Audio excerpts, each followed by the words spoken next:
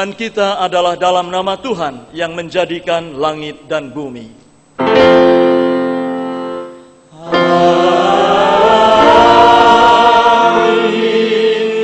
Amin.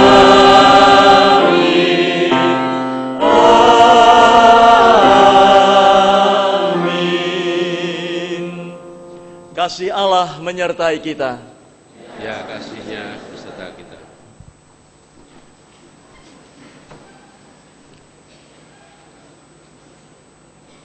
Sebagai nas pembuka diambil dari Amsal 16 ayat 16. Demikian. Memperoleh hikmat sungguh jauh melebihi memperoleh emas, dan mendapat pengertian jauh lebih berharga daripada mendapat perak.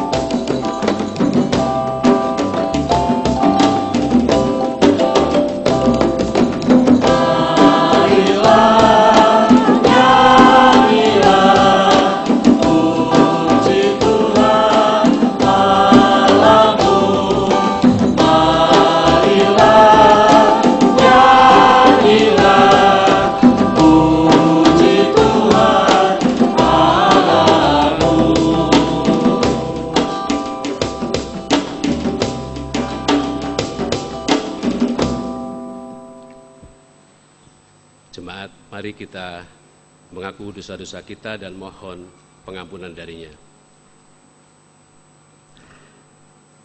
Ya Tuhan, Allah Bapa kami dalam Yesus Kristus, kami datang merendahkan diri di hadapan-Mu untuk mengaku dosa-dosa kami. Kami mengaku kurang mensyukuri penderitaan dan pengorbanannya, menebus dan membebaskan kami dari dosa dan maut. Kami tidak melakukan kasih dan kebenaran yang telah diajarkannya kepada kami. Kasihanilah dan ampunilah kami ya Bapa. Bangkitkanlah kami kembali ya Tuhan oleh kasih dan pengampunan-Mu. Biarlah jiwa kami bersorak-sorak dan hidup kembali karena Engkau tidak menghitung-hitung kesalahan kami dan tidak membalaskan kepada kami setimpal dengan dosa-dosa kami. Dalam nama Juru Selamat Tuhan kami, Yesus Kristus. Amin.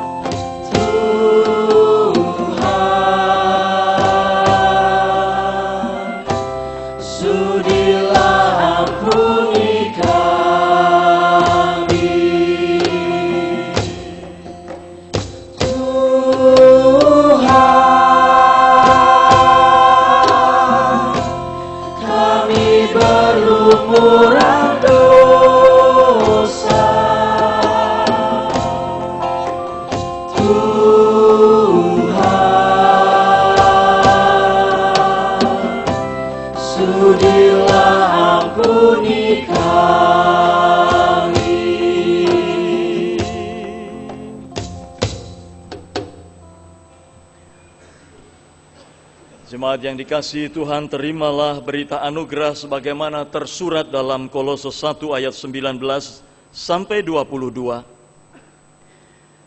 Karena seluruh kepenuhan Allah berkenan diam di dalam Dia, dan oleh Dialah Allah memperdamaikan segala sesuatu dengan dirinya, baik yang ada di bumi maupun yang ada di sorga, sesudah Ia mengadakan pendamaian oleh darah salib Kristus.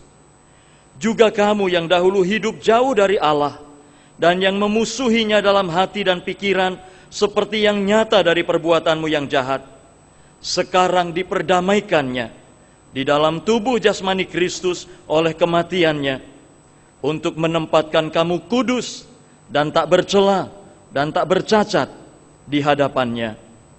Demikianlah berita anugerah dari Tuhan.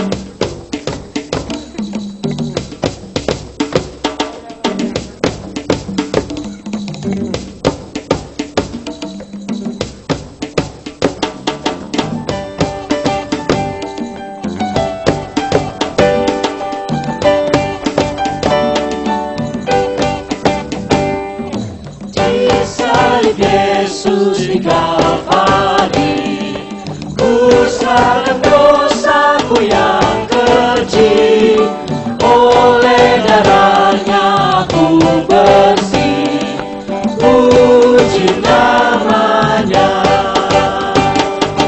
puji namanya, puji namanya, oleh darahnya aku bersih, puji namanya.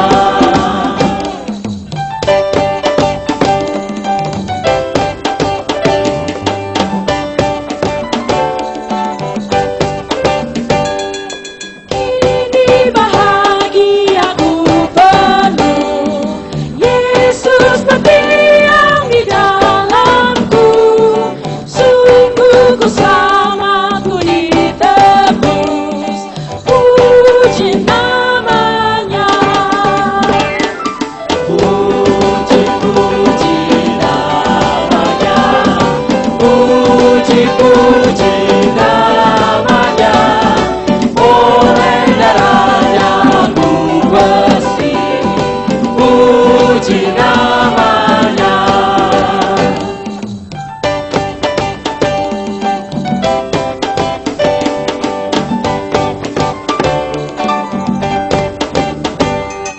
Darahnya sumber hayat bakal, aku dibasuh di dalamnya, dan terus dijaga tak bercela, puji namanya,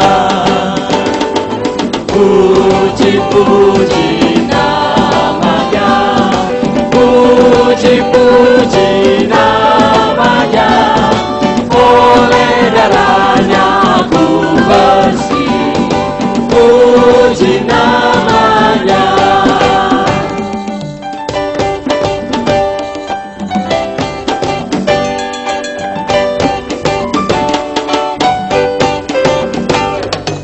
Mari semua ke salibnya, jiwa ragamu serahkanlah, untuk dibasuhi darahnya, puji namanya, puji namanya, puji namanya, oleh darahnya ku bersih, puji namanya.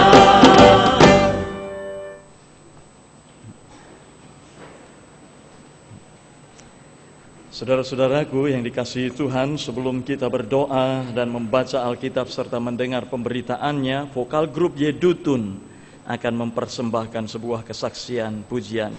Fararior Ayedine, doa pergumulan.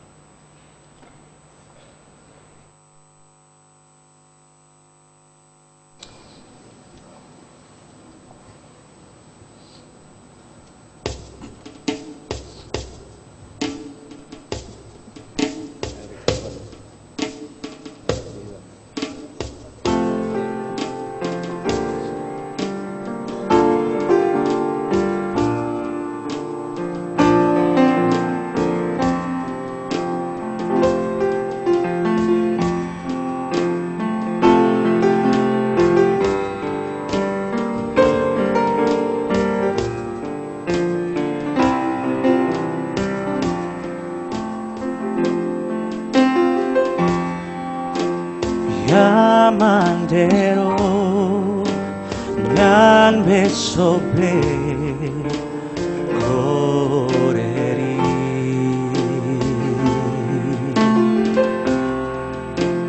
Yamandero kan konanggi mobe byumra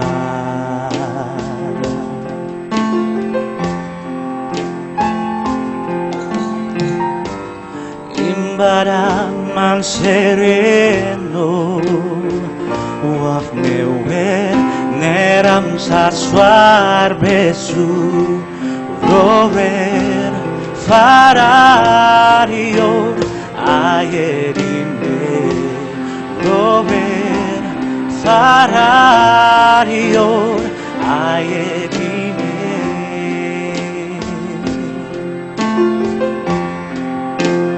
Yamandero yande sobe koreri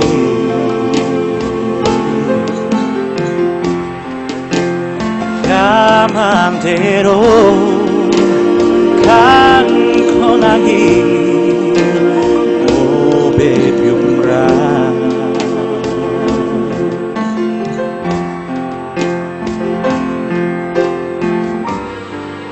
Baraman sereno wafnewer neram saswar besu rover fararior ayedine rover fararior ayedine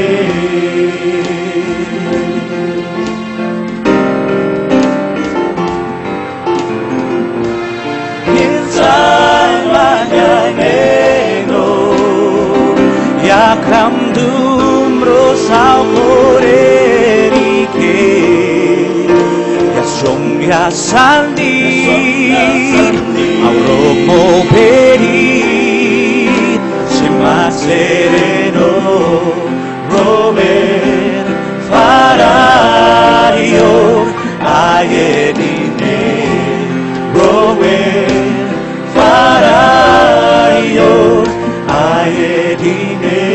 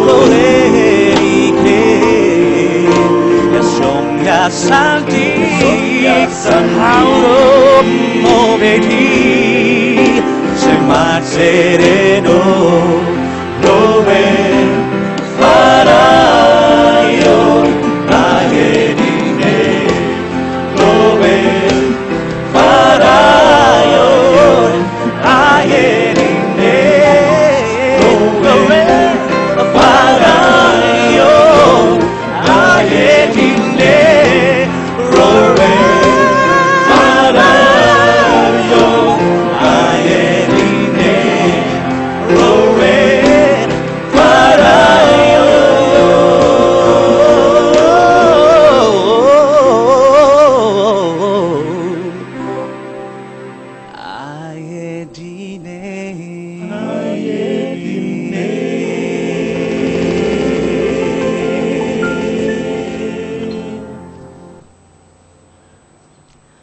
Saudaraku, mari kita berdoa.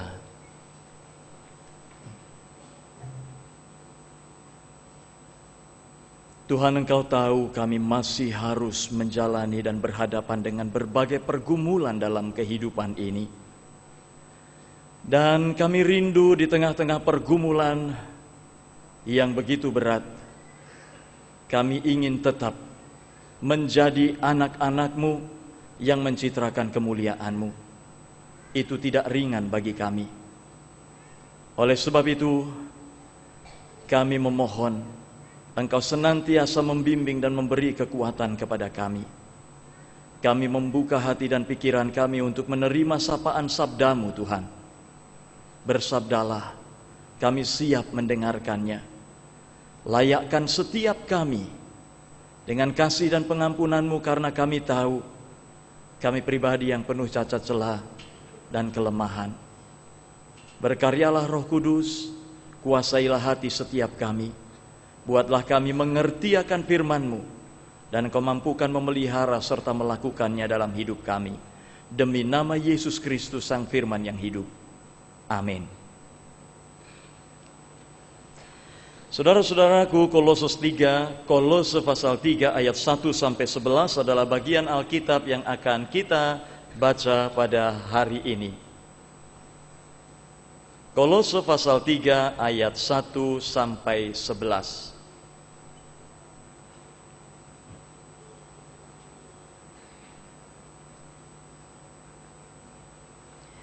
Karena itu, kalau kamu dibangkitkan bersama dengan Kristus, carilah perkara yang di atas, di mana Kristus ada, duduk di sebelah kanan Allah.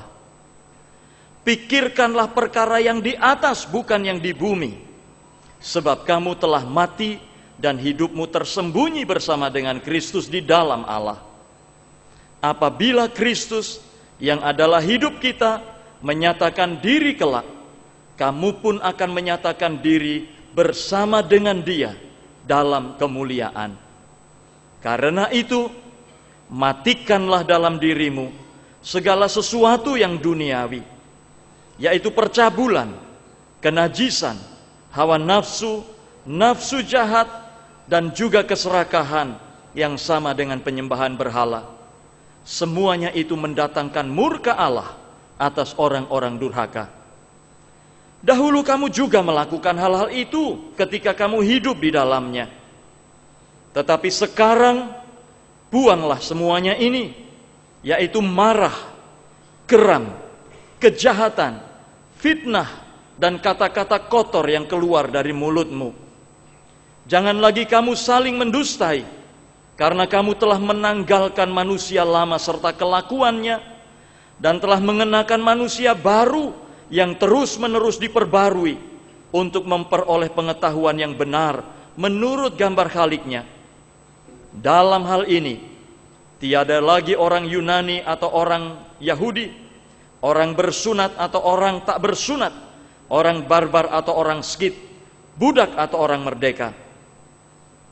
Tetapi Kristus adalah semua dan di dalam segala sesuatu.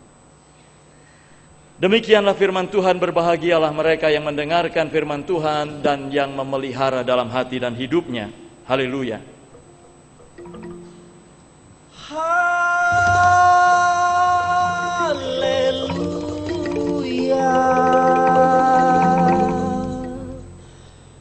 Pujilah Tuhanmu selama-lamanya.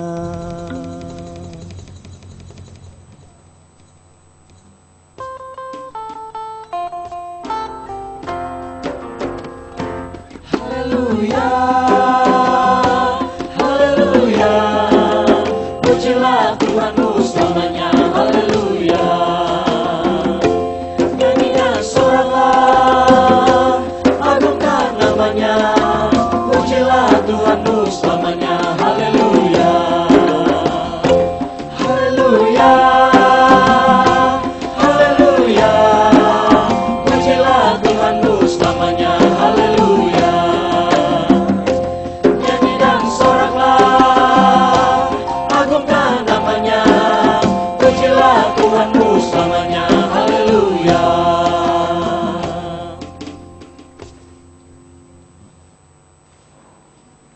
Selamat hari Minggu, saudara-saudaraku yang dikasihi Tuhan. Saya yakin dan percaya saudara hadir di sini dalam sukacita yang besar oleh karena pemeliharaan dan kasih setia Tuhan. Saudara-saudaraku, tema kita hari ini adalah temukan hikmah untuk pembaruan hidup. Saudara, ketika saya baca tema ini lalu menyiapkan khotbah, saya teringat masa-masa SD dan SMP. Kenapa? Saya dulu seorang pramuka, Praja Muda Karana. Rasanya gagah kalau berpakaian pramuka dengan segala atributnya itu. Nah, dalam kegiatan pramuka seringkali dilakukan kegiatan yang namanya mencari jejak. Dan di sana selalu pembimbing atau kakak pembina itu menuliskan, temukan ini, lalu ada petunjuk-petunjuknya. Saya senang sekali itu, menemukan sesuatu. Tema kita hari ini mengajak kita untuk menemukan. Apa yang kita temukan? Hikmah. Buat apa? Pembaruan hidup. Dari mana kita menemukannya? Mari kita menemukannya dari bacaan yang terbatas, Kolose 3 ayat 1 sampai 11 ini. Nah, saudara-saudaraku, jika kita cermati tema ini, ada dua kata kunci yang menarik. Yang pertama adalah kata hikmah. Kenapa bukan hikmat dan bukan hikmat, tetapi hikmah? Apa itu hikmah? Menurut kamus apa itu ya? Saya membuka di website begitu. Kata hikmah itu berasal dari bahasa Arab. Jadi bahasa Arab yang diadopsi menjadi bahasa Indonesia dan berarti kebijaksanaan dari Allah. Kalau begitu, tema kita bisa berkata, temukan kebijaksanaan dari Allah untuk pembaruan hidup. Kata kunci yang kedua adalah pembaruan. Apa itu? Perbuatan membarui atau proses menjadi baru. Temukan kebijaksanaan dari Allah untuk perbuatan atau melakukan tindakan pembaruan atau melakukan membaharui hidup. Nah, saudara-saudara, surat Rasul Paulus kepada jemaat di Kolose ini sesungguhnya adalah suatu alarm, sirine, tanda bahaya. Kalau di Aceh banyak itu di pantai, lalu kalau ada ciri-ciri tsunami dia bergaung begitu katanya, karena saya juga belum sempat ke sana. Apa yang ditulis oleh Rasul Paulus ini adalah alarm, sirine, tanda bahaya bagi jemaat Kolose. Ada apa? Karena jemaat Kolose sedang menghadapi berbagai ajaran dan budaya yang pada waktu itu berkembang, dan itu bisa meruntuhkan semangat dan iman orang percaya. Jemaat Kolose sedang terancam oleh hal-hal di luar atau juga di tengah-tengah kehidupan mereka, dan itu bisa mencabut seseorang dari kekristenannya. Dan itu sebabnya saudara-saudara, jika kita cermati Kolose 1 ayat 23, Kolose 1 ayat 23, alarm itu begitu jelas. Sebab itu, kenapa sebab itu? Sebab berbagai ajaran dan budaya yang sedang berkembang itu, kamu harus bertekun dalam iman. Tetap teguh dan tidak bergoncang. Jangan mau digeser dari pengharapan Injil yang telah kamu dengar dan yang telah dikabarkan di seluruh alam di bawah langit. Dan hari ini saudara-saudara, 2000 tahun setelah gema sirine atau alarm tanda bahaya itu diserukan pada jemaat Kolose, alarm itu masih tetap aktual, bahkan sangat aktual. Kenapa? Karena kita menghadapi kondisi yang jauh lebih kompleks bahkan dari apa yang dihadapi oleh jemaat Kolose pada waktu itu. Saudara-saudaraku, gempuran-gempuran berbagai ajaran, baik yang mengatasnamakan Kristen maupun bukan Kristen, begitu hebat melanda. Budaya-budaya baru yang lahir di tengah-tengah kehidupan kita, hedonisme, materialisme, dan budaya-budaya yang lain, isme-isme apapun itu, bagai air bah yang siap meluluh lantakkan kehidupan. Lalu kita ingat apa yang terjadi di Ambon. Kalau kita tidak teguh berpegang pada iman, kita akan hanyut oleh air bah yang melanda ini. Saudara, di tengah-tengah kehidupan yang seperti ini, yang penting bagi orang Kristen adalah bagaimana kita bersikap. Apa yang menjadi sikap kita menghadapi berbagai macam ajaran dan gempuran budaya yang sekarang ini jelas-jelas ada di hadapan kita. Saudara, kalau saudara jalan-jalan di mall, atau di stasiun kereta api, atau di terminal bis sekarang ini, bisakah saudara membedakan mana orang Kristen dan bukan Kristen? Kalau saudara duduk di restoran di depan situ, bisakah saudara membedakan, oh itu orang Kristen dan bukan Kristen? Mungkin saudara berkata, bisa Pak, kalau berdoa begini, kira-kira dia Kristen. Saya mau katakan, di mall, di restoran, di tempat kuliner, di mana saja, terminal, stasiun, airport, sulit untuk membedakan mana orang Kristen dan mana bukan Kristen. Kecuali ada tanda-tanda tertentu yang dia pakai. Tetapi saudara-saudara, sesuai dengan kitab suci, menjadi Kristen berarti memiliki dimensi ekstra untuk hidup. Menjadi Kristen itu memiliki dimensi ekstra untuk hidup. Dan dimensi ekstra inilah yang harus kita temukan. Apa dimensi ekstra itu, saudara-saudara?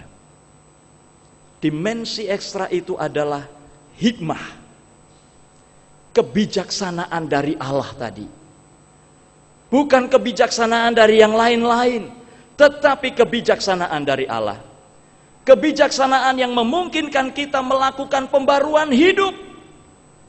Kebijaksanaan yang memungkinkan kita untuk melakukan proses menjadi baru. Dengan kata lain, saudara-saudara, hikmah atau kebijaksanaan dari Allah harus menjadi sumber daya tersembunyi, realitas yang tidak terlihat, yang tidak dimiliki dunia ini, tetapi dimiliki oleh setiap orang Kristen. Realitas yang tidak terlihat, yang membentuk seorang Kristen mampu hidup berkualitas. Sumber daya yang memungkinkan setiap orang Kristen membarui hidupnya sehingga hidupnya berkualitas dan menjadi kemuliaan bagi nama Tuhan. Nah, saudara-saudaraku, mari kita dengar apa yang diserukan oleh Rasul Paulus dalam Kolose 3 ayat 1 sampai 4 ini.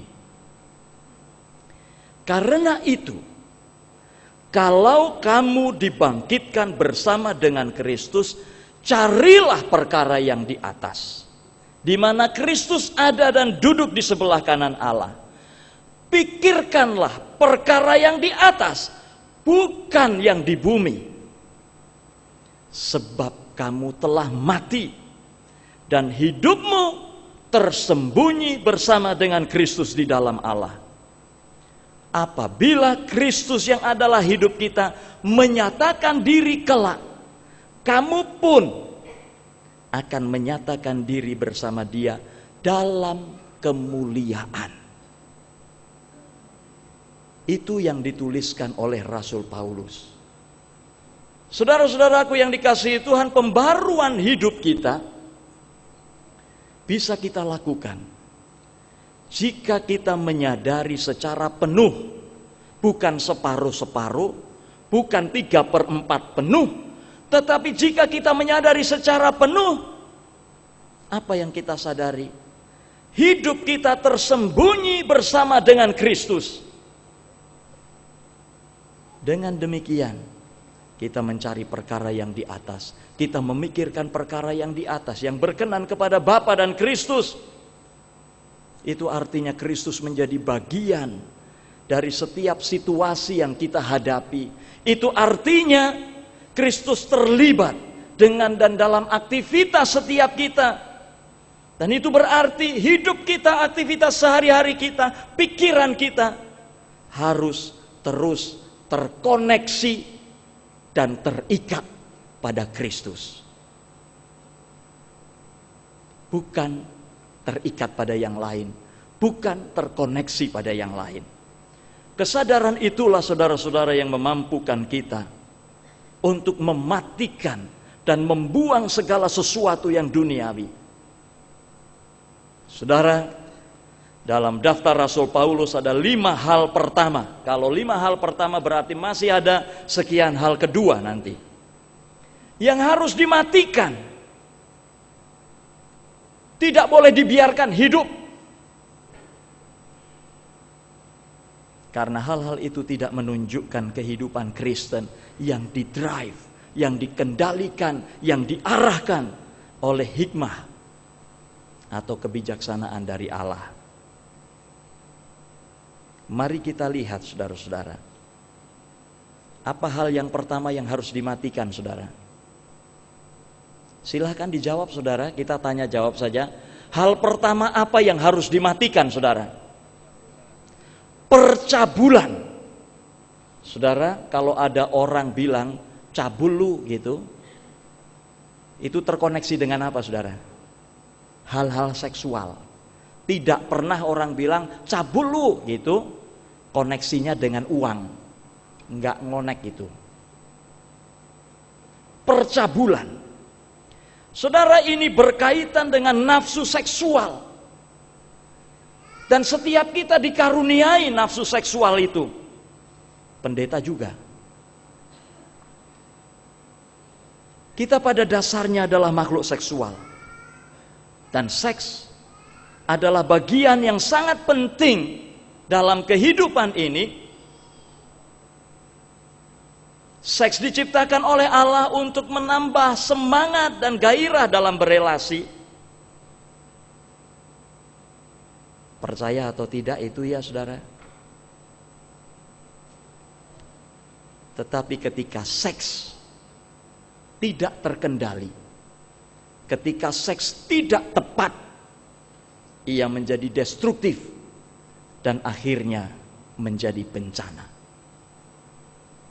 Saudara-saudaraku, kata percabulan itu mengacu pada semua bentuk hubungan seksual di luar ikatan pernikahan.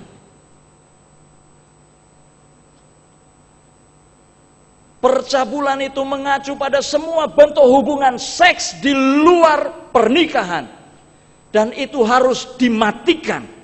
Tidak boleh dibiarkan hidup. Kata lain dalam Alkitab adalah perzinahan. perzinahan, perilaku seksual yang dilakukan oleh orang yang sudah menikah dengan orang lain yang bukan pasangannya. Lebih karakteristik. Saudara, ini tidak layak hidup dalam diri setiap orang Kristen. Ini harus dimatikan oleh semua orang Kristen. Dan firman Tuhan untuk ini tidak perlu diperdebatkan. Sangat jelas. Matikan percabulan. Yang kedua apa, saudara? Kenajisan. Saudara, kata ini mengacu pada apa yang kita sebut dengan penyimpangan seksual. Homoseksualitas baik itu dilakukan oleh laki-laki maupun perempuan, itu adalah kenajisan, pedofilia, dan berbagai praktek seksual yang aneh harus dimatikan. Tidak boleh dibiarkan hidup dalam diri setiap orang yang mengaku Kristen. Dan seiring dengan ini, saudara, hal ketiga adalah hawa nafsu. Hawa nafsu juga harus disingkirkan, bahkan dimatikan. Hawa nafsu mengacu pada pemenuhan keinginan, melampiaskan hasrat seksual dengan menikmati hal-hal erotis. Hal-hal yang membuat pikiran kita berfantasi tentang hal-hal seksual. Membaca buku-buku porno, melihat film-film porno. Kalau nggak baca sehari, ngeredek, saudara. Gak lihat film porno sehari, ngewel. Tahu ngewel ya, apa itu ya? Sakau barangkali ya. Yang keempat, saudara, nafsu jahat. Nafsu jahat ini sangat erat kaitannya dengan hawa nafsu. Ternyata dibedakan oleh Rasul Paulus. Kenapa? Karena nafsu jahat bisa muncul ketika seseorang dikuasai oleh hawa nafsu. Hawa nafsu memiliki motor, lewat di depan parkiran motor, lalu muncul. Gimana bisanya mendapatkannya? Nyuri. Gimana bisanya nyuri ya? Bikin kunci T. Dan seterusnya. Itu nafsu jahat, saudara. Dia bisa muncul ketika seseorang dikuasai oleh hawa nafsu. Orang bisa melakukan apapun agar hawa nafsunya terlampiaskan. Dan yang kelima apa, saudara-saudara? Saudara yang di balkon, yang kelima apa? Keserakahan. Saudaraku, keserakahan ini disamakan dengan penyembahan berhala. Keserakahan membuat orang menghalalkan segala cara.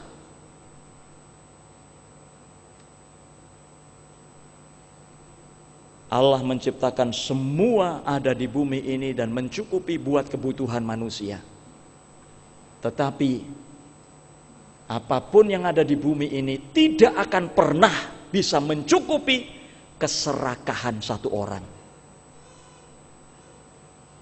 Keserakahan, saudara-saudara. Keserakahan membuat orang mengalami kematian nurani. Oleh karena nuraninya mati, maka dia menghalalkan segala cara dan oke-oke saja buat dia.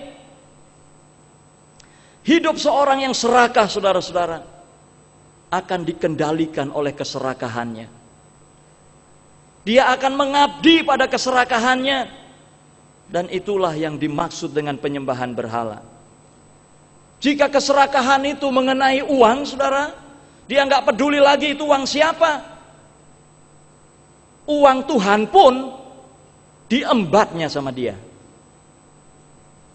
Itu kalau keserakahannya soal uang. Kalau keserakahannya soal kuasa, dia akan menghalalkan segala cara dan kalau perlu membunuh supaya dia bisa berkuasa. Kalau keserakahannya tentang seksual, dia nggak peduli itu istri siapa atau suami siapa, diembat juga sama dia. Saudara, keserakahan harus dimatikan. Semua harus dimatikan. Karena dari kelima hal itu tidak satu pun yang menunjukkan bahwa itu sebagai hikmah atau kebijaksanaan dari Allah. Bahkan itu semua justru mendatangkan murka Allah. Dan orang-orang yang melakukannya disebut sebagai durhaka. Saudara-saudaraku, bukankah budaya kita yang ada dan tumbuh serta berkembang saat ini, yang ada di depan mata adalah budaya seperti itu? Hukum dilanggar, moralitas diabaikan, bahkan dibuang. Orang jahat dipuji dan dilindungi, dipertahankan di setiap sisi untuk mempertahankan supaya kejahatan tetap bisa dilakukan. Tatanan moral masyarakat hancur. Dan jika orang Kristen juga melakukan hal-hal atau terlibat dalam hal-hal itu, maka sebenarnya ia adalah orang Kristen yang kehilangan jati diri dan kesejatian mereka. Wah, aku aman. Mungkin saudara begitu. Aku aman dari kelima hal itu. Puji Tuhan, aku tidak melakukan yang lima itu. Percabulan, kenajisan, hawa nafsu, nafsu jahat, keserakahan. Oh, aku tidak melakukan itu. Aku aman. Mungkin ada dari antara kita yang mengatakan seperti itu. Tetapi mari kita lihat hal yang kedua, saudara. Ada 6 hal kedua. Ayat 8 sampai dengan 10. Tetapi sekarang buanglah semuanya ini. Jangan dipelihara. Marah, geram, kejahatan, fitnah, kata-kata kotor, saling mendustai. Wow. Aku aman dari yang 5 tadi. Tapi dengan yang 6 ini bagaimana? Saudara,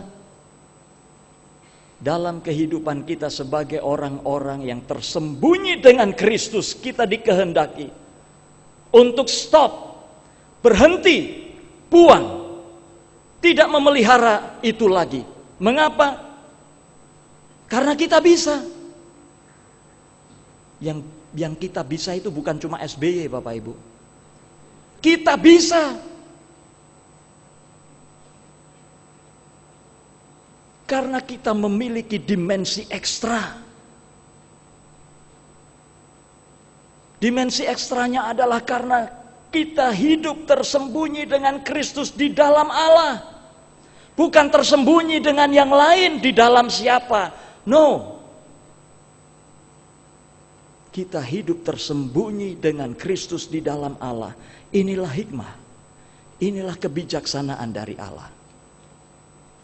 Jika 5 hal yang pertama yang harus dimatikan tadi berkorelasi dengan pola hidup, dengan lifestyle saudara-saudara, maka 6 hal pada daftar kedua yang dibuat oleh Rasul Paulus berkorelasi dengan sikap, berkorelasi dengan karakter. Yang pertama apa, saudara? Marah. Saudara, apa ada yang salah dengan marah? Gak ada yang salah kok dengan marah. Setiap kita pernah marah, saya juga pernah marah. Selama kemarahan itu punya alasan mendasar dan prinsipil. Selama kemarahan itu bersangkut paut dengan kebenaran. Tuhan Yesus juga pernah marah di bait Allah. Bahkan meja-meja dan kursi-kursi dijungkir balikkan. Kemarahannya sudah sampai puncak. Tetapi itu bersangkut paut dengan kebenaran. Dan Alkitab tidak pernah memberitakan bahwa Yesus adalah pemarah atau tukang marah-marah. Yang dimaksud di sini, saudara-saudara, adalah karakter suka marah-marah. Aku ya enggak ya. Karakter suka marah-marah. Apa sedikit marah, tersinggung sedikit marah.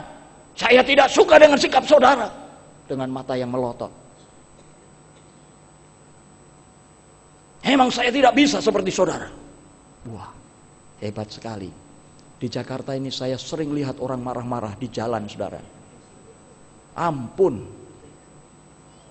Orang yang sudah jelas-jelas salah pun masih berani marah, coba. Hebat kan? Mereka pikir kalau sudah marah itu mereka hebat. Aku lebih berani dari lu. Ini gua, siapa yang mau melawan gua gitu. Saudara, orang yang suka marah-marah adalah orang yang tidak punya penguasaan diri.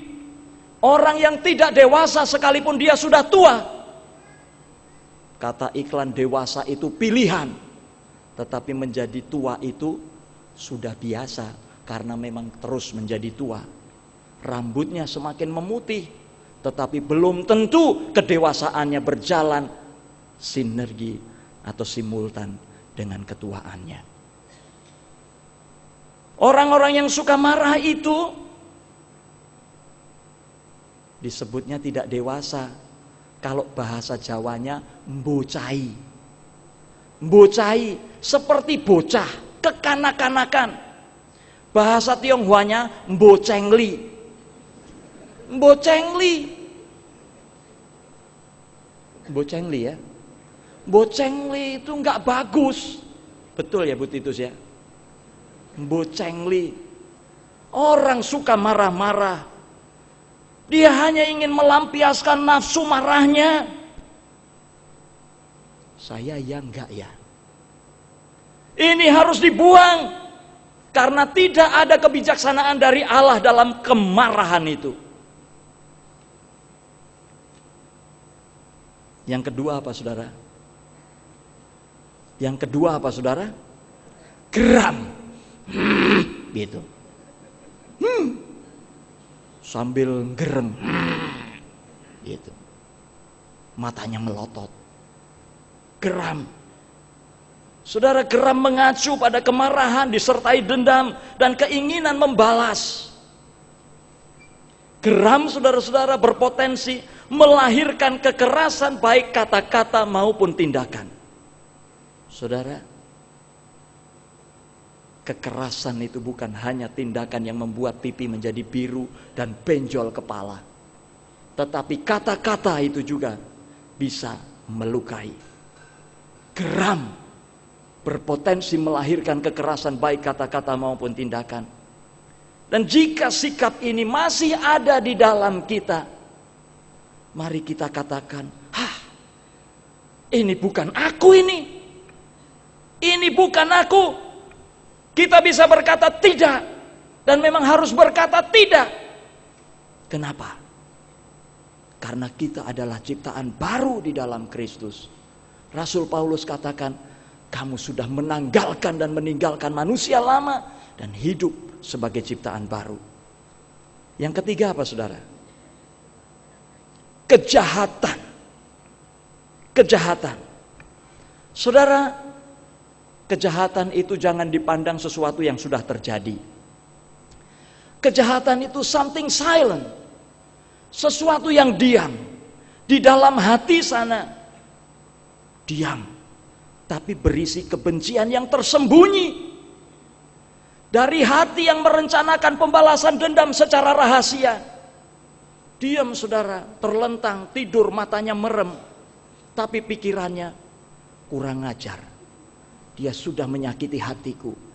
Dengan cara apa aku membalasnya? Aku sewa orang untuk melempari rumahnya dengan batu? Atau aku beli potasium, kapan-kapan aku ajak minum, lalu aku campuri potasium itu ke minumannya. Saudara, itu kejahatan. Itu kejahatan. Sesuatu yang tersembunyi dalam hati, merencanakan untuk mencelakai orang lain. Dan jika itu masih ada, dalam diri setiap kita. Katakan, itu bukan aku, karena aku manusia baru. Yang keempat apa saudara? Fitnah. Saudara maaf khotbahnya agak lama ya ini ya. Agak lama, tapi saya bersantai-santai karena jam 10. Yang keempat fitnah, saudara. Saudara, apa fitnah itu? Fitnah ini serangan terhadap karakter orang lain. Karakter assassination, pembunuhan karakter, itu fitnah. Membisikkan hal-hal tentang seseorang. Apakah hal itu benar atau tidak benar? Tetapi itu berdampak menghancurkan reputasinya di mata orang lain. Itu fitnah. Ini harus kita buang. Ada begitu banyak fitnah di tengah kehidupan ini. Dan itu yang menghancurkan relasi. Itu yang menghancurkan persekutuan. Fitnah. Tidak layak hidup dalam diri setiap orang Kristen. Yang kelima apa saudara? Kata-kata kotor. Mana Pak kata-kata saya enggak kotor kok? Mana? Saudara, kata-kata kotor. Kata-kata yang tidak pantas diucapkan oleh mulut orang Kristen. Kata-kata makian. Kata-kata umpatan. Kata-kata yang bersifat melecehkan, kata-kata yang busuk yang melukai hati dan menghancurkan kehidupan. Itu kata-kata kotor. Yakobus mengatakan, sumber itu tidak pernah memancarkan dua mata air. Dia tidak pernah memancarkan mata air pahit dan mata air tawar.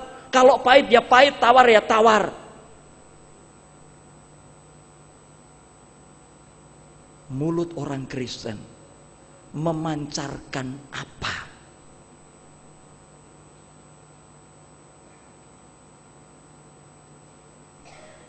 Kata-kata kotor itulah yang seringkali menghancurkan kehidupan ini.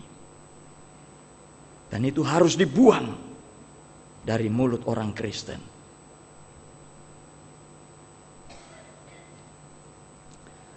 Saudara-saudara, yang keenam, apa saudara? Jangan saling mendustai. Jangan ada dusta di antara kita. Lagunya siapa itu ya?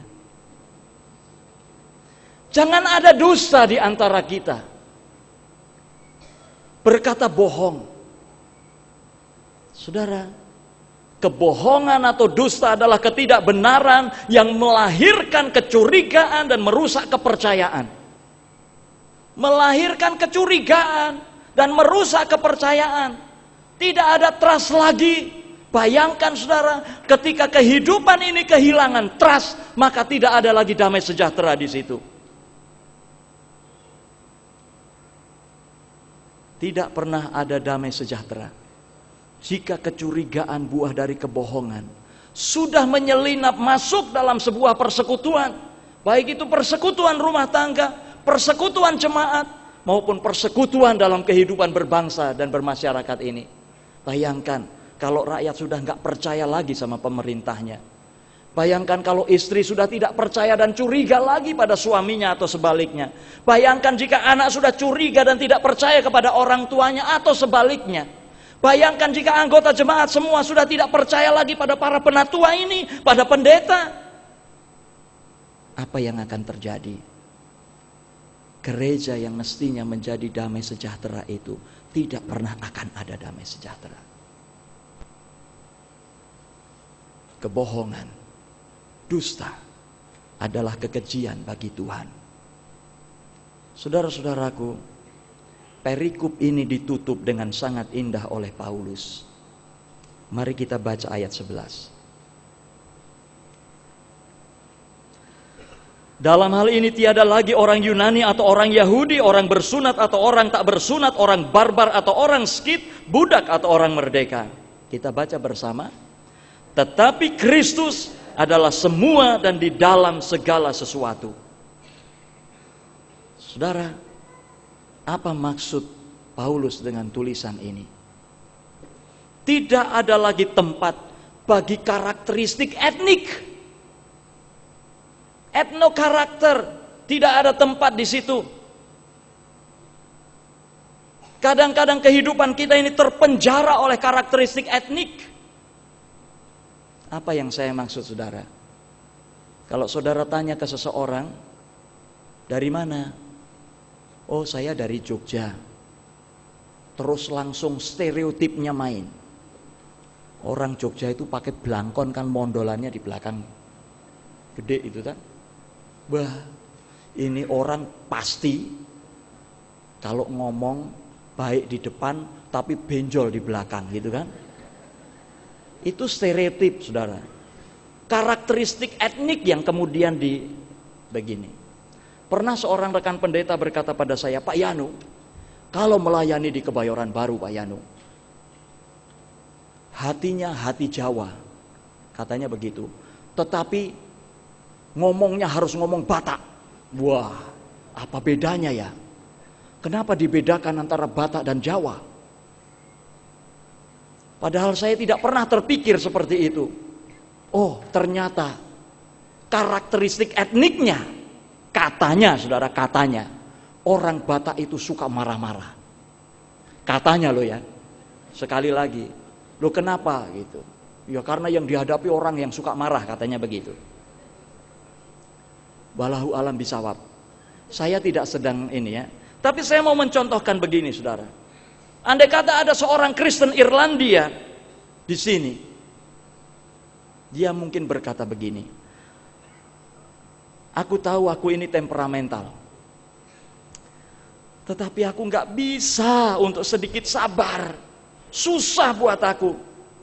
Kalian tahu kan orang Irlandia? Orang Irlandia itu punya temperamen panas. Maka dia membenarkan temperamen panasnya itu dengan etnokarakteristik stereotip yang dibuat. Orang Itali bilang, aku ini orang Itali, gairahku ini menggelegak sekali. Ya kamu tahu gimana sih orang Itali? Karena orang Itali kan berdarah panas.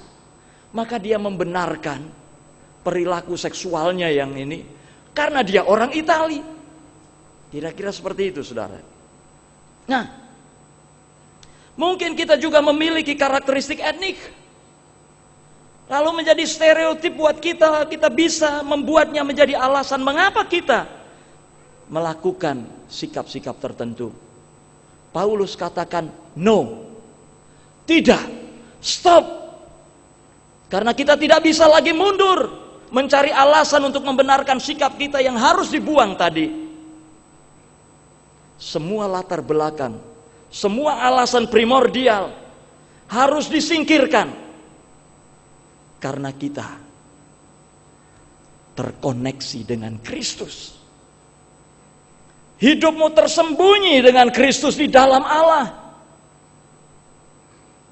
Itu dimensi ekstra yang kita miliki. Itulah sebabnya Paulus katakan, Kristus adalah semua dan di dalam semua.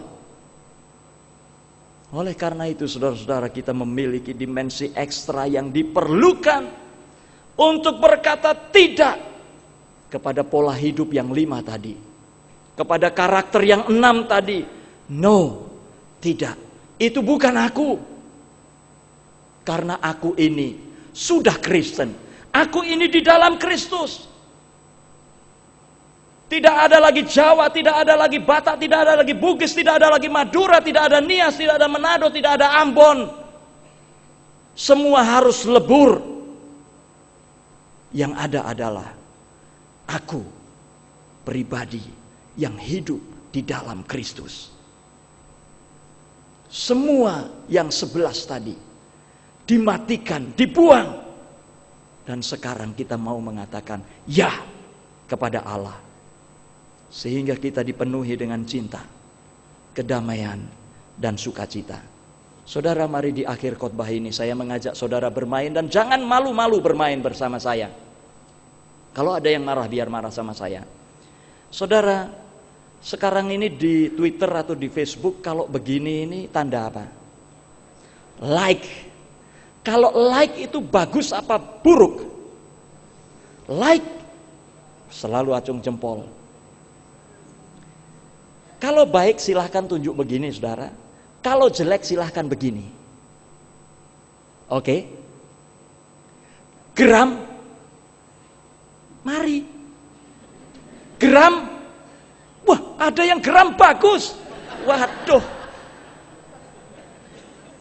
Geram, saudara-saudara. Oh.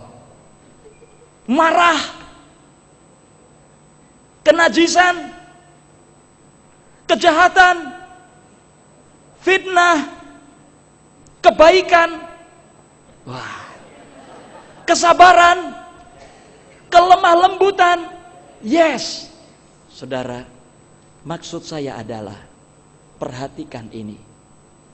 Ketika kita mengacungkan jempol ini, jempol kita menghadap kemana? Pikirkanlah perkara yang di atas.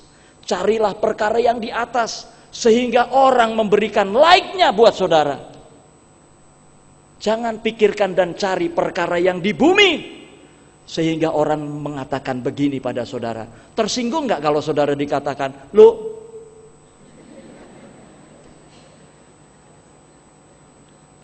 amin."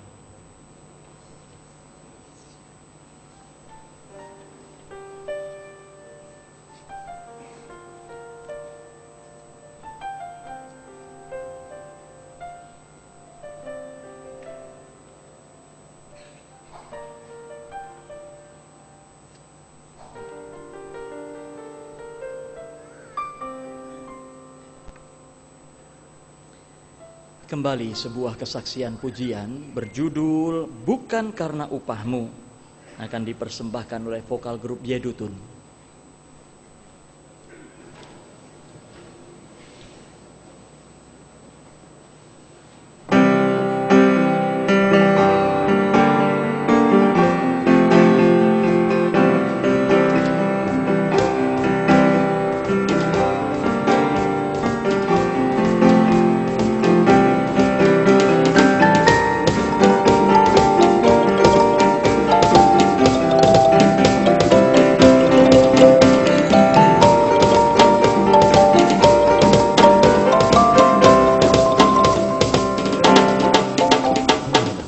Bukan karena upahmu dan bukan karena kebajikan dirimu, bukan persembahanmu dan bukan pula hasil perjuanganmu.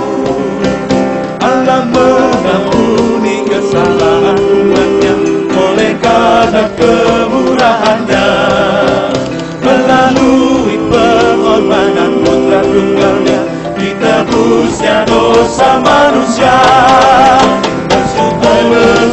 Bersyukur, kemurahan yang telah. Bersyukur selamanya.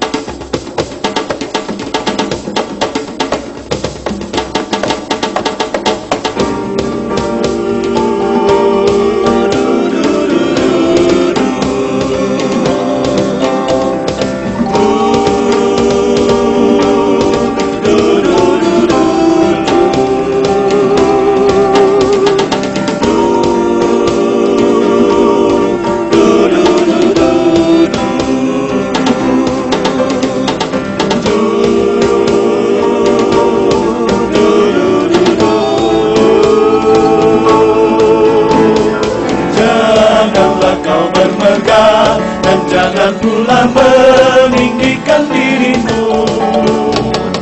Baiklah selalu merendah, yang hidup dalam kemurahan kasih-Nya.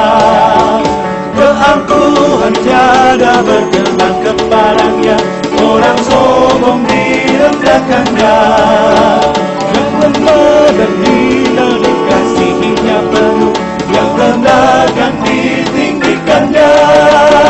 Bersyukur, hai bersyukur, kemurahan ya pujilah.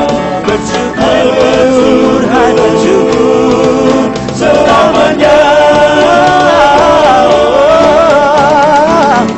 Bersyukur, hai bersyukur, kemurahan ya pujilah.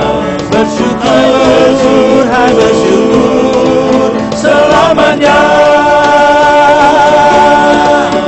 Bersyukur, hai bersyukur, kemurahan ya pujilah. Bersyukur, hai bersyukur, selamanya.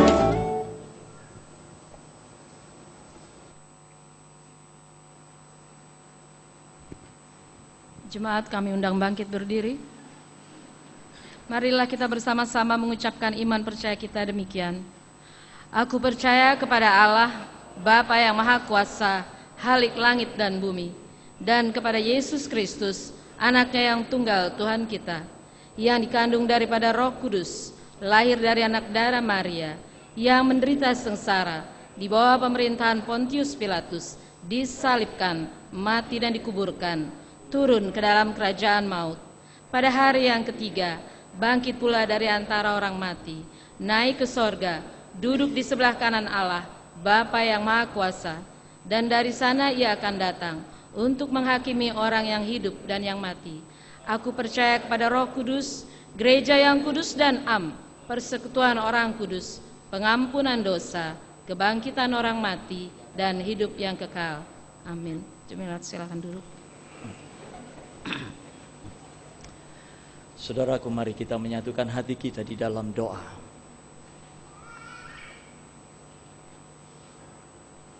Tuhan,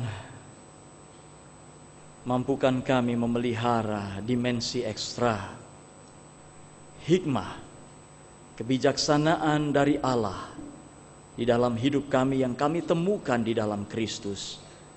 Dan biarlah itu menjadi kekuatan bagi kami untuk menghadapi gempuran berbagai hal yang bisa menggeser kami dari pengharapan kami akan anugerah selamat di dalam Kristus.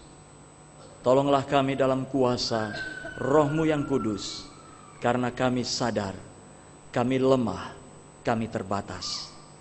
Bapa, saat ini kami menyatu hati bagi saudara-saudara kami yang sedang berada dalam keadaan sakit. Tuhan, kami tahu Engkau tidak pernah meninggalkan mereka. Namun biarlah mereka tahu bahwa Tuhan tidak meninggalkan mereka dan senantiasa menyertai.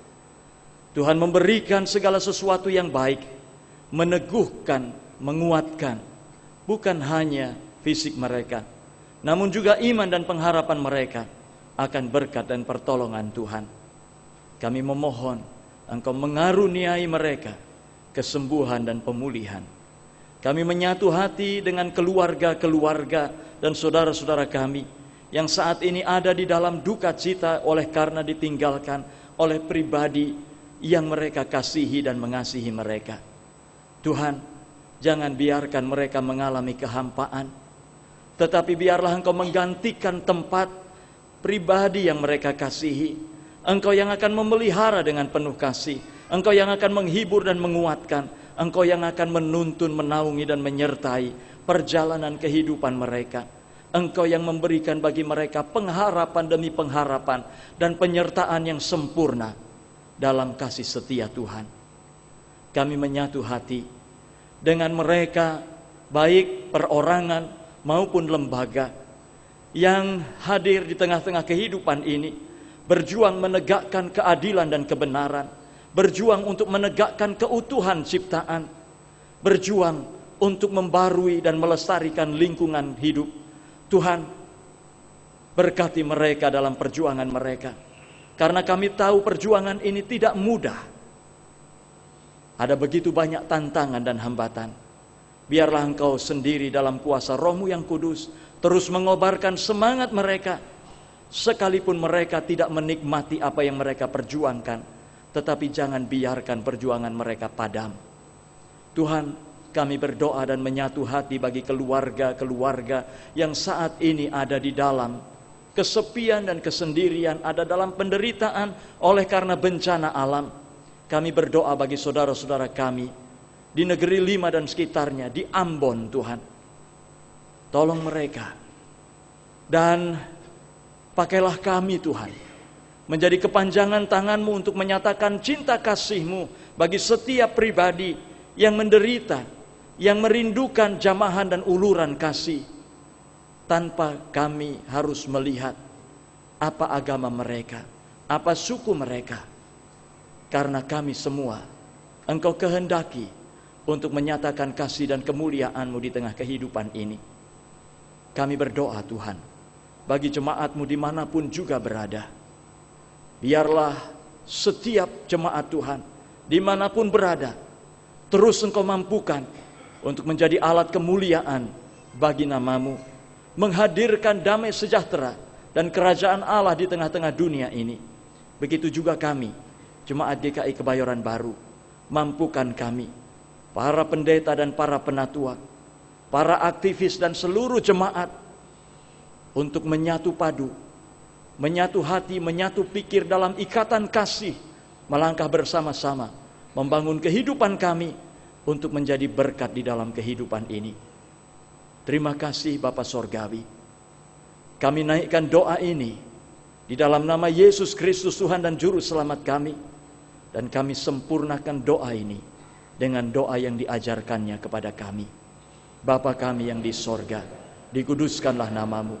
Datanglah kerajaan-Mu, jadilah kehendak-Mu di bumi seperti di sorga. Berilah kami pada hari ini makanan kami yang secukupnya. Dan ampunilah kami akan kesalahan kami, seperti kami juga mengampuni orang yang bersalah kepada kami. Dan janganlah membawa kami ke dalam pencobaan, tetapi lepaskanlah kami dari yang jahat. Karena Engkaulah yang mempunyai kerajaan dan kuasa dan kemuliaan sampai selama-lamanya. Amin.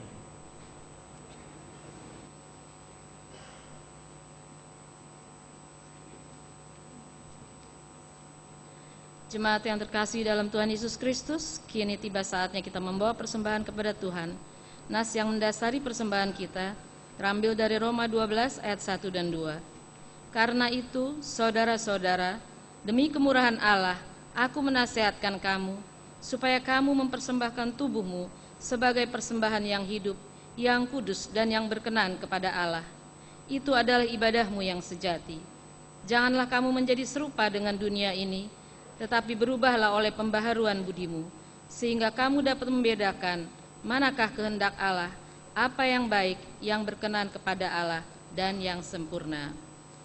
Sementara kantong persembahan diedarkan, kita menaikkan pujian bawa persembahanmu.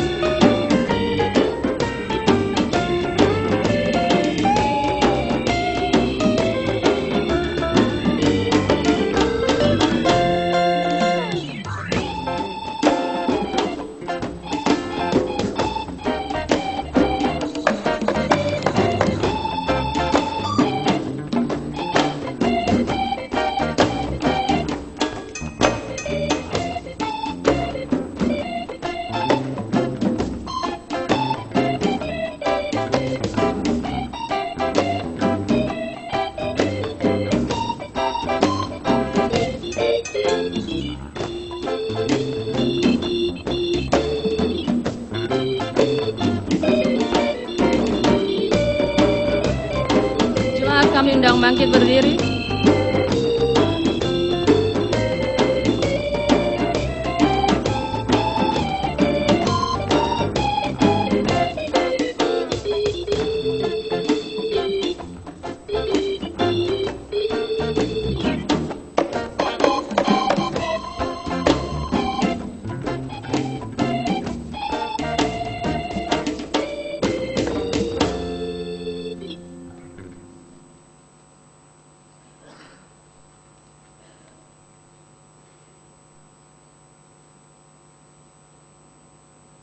Mari kita bawa persembahan di dalam doa.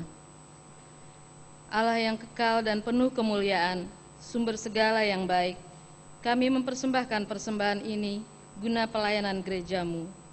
Dengan kerendahan hati, kami mohon kepadamu, agar segala apa yang kami miliki dipergunakan bagi kemuliaan-Mu. Di dalam nama Tuhan Yesus Juru Selamat, kami berdoa. Amin. Silakan duduk. Maaf, tetap berdiri. Utus daku Tuhan Yesus, utus daku utuslah. Bimbing daku Tuhan Yesus, bimbing daku bimbinglah. Ubah daku Tuhan Yesus, ubah daku ubahlah.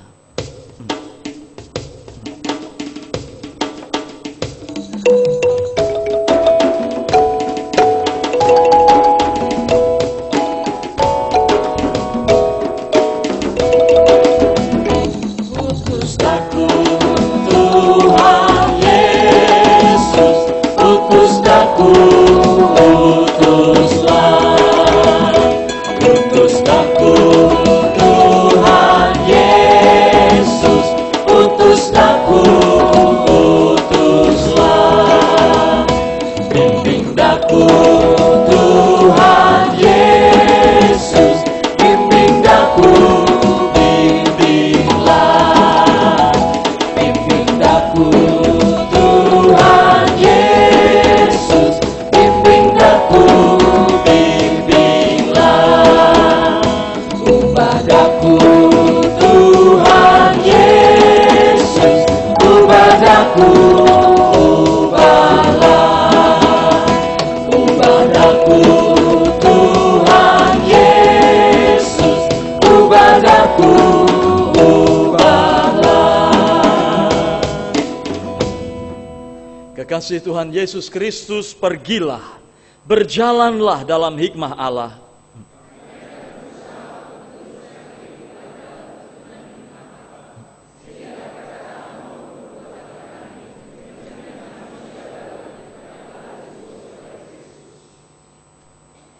Kiranya Allah mengaruniakan hikmat, sehingga di tengah keanekaragaman tradisi, budaya, dan kemajuan zaman, saudara tetap teguh dalam kebenaran menurut kehendak-Nya. Kiranya Allah mengaruniakan iman, sehingga di tengah kemerdekaan untuk mengembangkan talenta dan kreativitas, saudara tetap kokoh bertumbuh di dalam Kristus. Kiranya Allah menganugerahkan pengharapan dan pembaruan dalam roh-Nya, sehingga hidup saudara senantiasa segar dan bersemangat untuk menyatakan misi kerajaan Allah bagi dunia.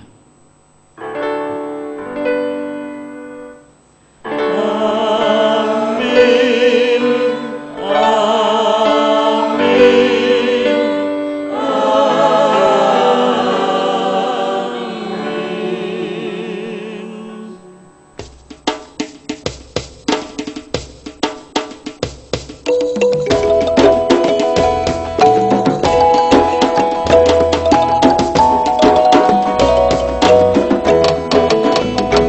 Utus daku Tuhan Yesus, utus daku utuslah.